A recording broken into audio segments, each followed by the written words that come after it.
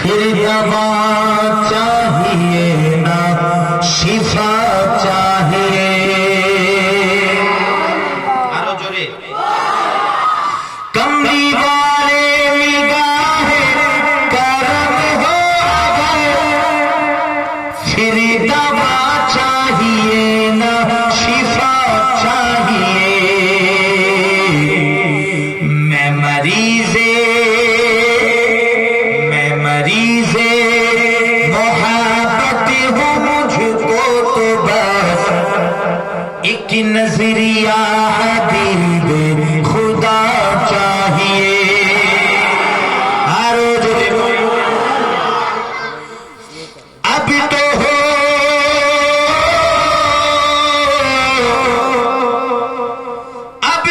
हो नज़ीरे रहमत मेरे मुस्तफा सल्लल्लाहु अलैहि वसल्लम। आखिरी बात है तेरे बीमार का, अब तो हो नज़ीरे रहमत मेरे मुस्तफा। आखिरी बात है तेरे बीमार का, कुछ भी इसके सिवा मैं नहीं मांगता। या रसूल अल्लाह या हबीब अल्लाह, कुछ भी इसके सिवा मैं नहीं मांगता। तेरे दामन की ठंडी हवा चाहिए।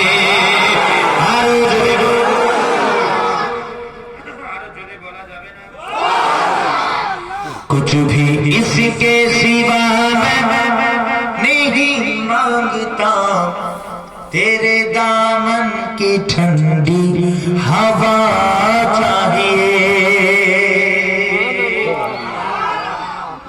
अबे ना থাকবে तू ही मां से मुझको आइज़ी बता, किससे मांगे भला मुस्तफा के सिवा। কথা ঠিক না বেঠি? এখানে পরেশান, এখানে ফতোয়া মেরে দেয় আমাকে, বলে ফুরফুরা থেকে বাদ কেন বড়াবড়ি করে। বাবা তোরা থাক বাবা, আমি বাঁধলে কেউ বাদ দিলে বাদ হয়ে যায় না। তুমি কোন দলের তুমি কোন তরিকার কোন সিলসিলা তুমি ঠিকাদার নও, তোমাকে মানি না ঠিকাদার। তোমাদের ওই পেট গরমের ফতোয়া আমি জুতোর তলায় রাখি। জুতো বই ওই যে জুতোর তলায় রাখি, পরোয়া করি না। তোমরা কে ঠিকাদার? বিল্ডিং এর যে ঠিকাদার সেজে বসে গেছো সিলসিলা দরবারে। খানকা কে দিয়েছে অধিকার? এই ক্ষমতা কে দিয়েছে? আরে সিলসিলা থেকে দরবার থেকে বের করা ক্ষমতা একমাত্র রাসূলুল্লাহ। ঠিক কি না বলে? জোরে বলে কথা ঠিক না? ঠিক না? আরে রাসূলুল্লাহ দরবার থেকে বের করে দেবে, সে বের হয়ে যাবে, খারে হয়ে যাবে। হুজুর যাকে ঢুকিয়ে দেবেন সে দাখিল। ঠিক কি না? সে দাখিল, যাকে আমিনার লাল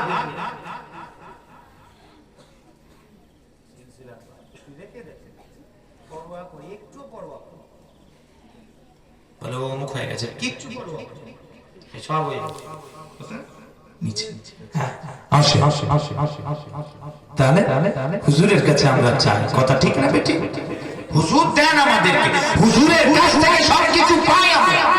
শেখ আব্দুল হক মুহাদ্দিস দেহলভী হুজুর, দিগার উলামায়ে কিরামগণ, আমাদের হিন্দের হাদিস শাস্ত্রের বড় বড় মুহাদ্দিস সব লিখেছে। মাদারিজুন নবুওয়াত কিতাব খুলে দিগার প্রচুর দলিল আছে আমাদের উপরে, যেখানে বলা হয়েছে যে আল্লাহ পাক আমাদের রিজক রুজি যেটা দেন, সেই রুজিটাও আসে নবী পাকের হাত মুবারক হয়ে। জোরে বলবেন না? আরো জোরে বলে। বাড়াবাড়ি করার পরে ইনারা করেছে। হ্যাঁ, কথা ঠিক না বেটি? আমাদের ভালো ভালাই যা কিছু আসে সব নবী পাকের চৌকাঠ থেকে আসে। আল্লাহ রাসূলুল্লাহকে দেন, রাসূলুল্লাহ আমাদেরকে দেন। জোরে বলে।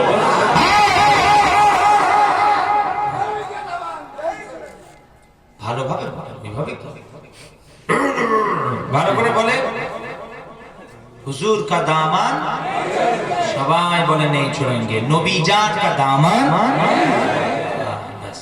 কথা ঠিক না বেটি?